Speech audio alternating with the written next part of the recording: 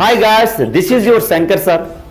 Defence prepare అవుతున్నటువంటి నా soldiers అందరికీ కూడా welcome to our defence academy. See this, ఈ రోజు క్వశ్చన్ చూసుకున్నట్లయితే 15-10-125, 12-8-64, 21-8 క్వశ్చన్ మార్క్. మరొకసారి నేను చెప్పేదంటే క్వశ్చన్ జాగ్రత్తగా అబ్జర్వ్ చేయండి, చాలా ఈజీగా ఉంటుంది.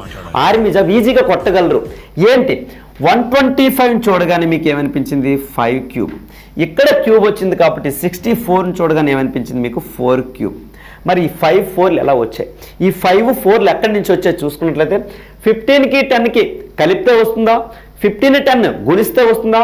15-10 మైనస్ చేస్తే వస్తుందా? 15 - 10 = 5 అండి. 5 క్యూబ్. డిఫరెన్స్ యొక్క క్యూబ్, భేదం యొక్క క్యూబ్ తీసుకోవడం జరిగింది. Very easy, very very easy. 12లో 8 పోతే 4 వచ్చింది. 4 యొక్క క్యూబ్ తీసుకున్నాం.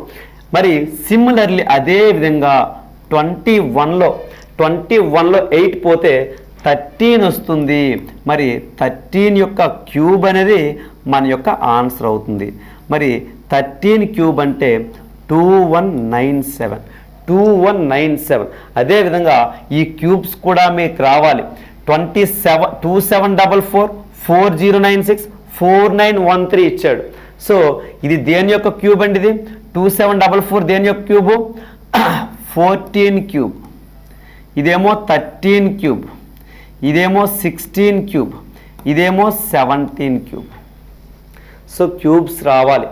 క్యూబ్స్ అట్లీస్ట్ 20 వరకు రావాలి. స్క్వేర్స్ అయితే 100 వరకు రావాలి. ఓకేనా గైస్? అండర్స్టూడ్?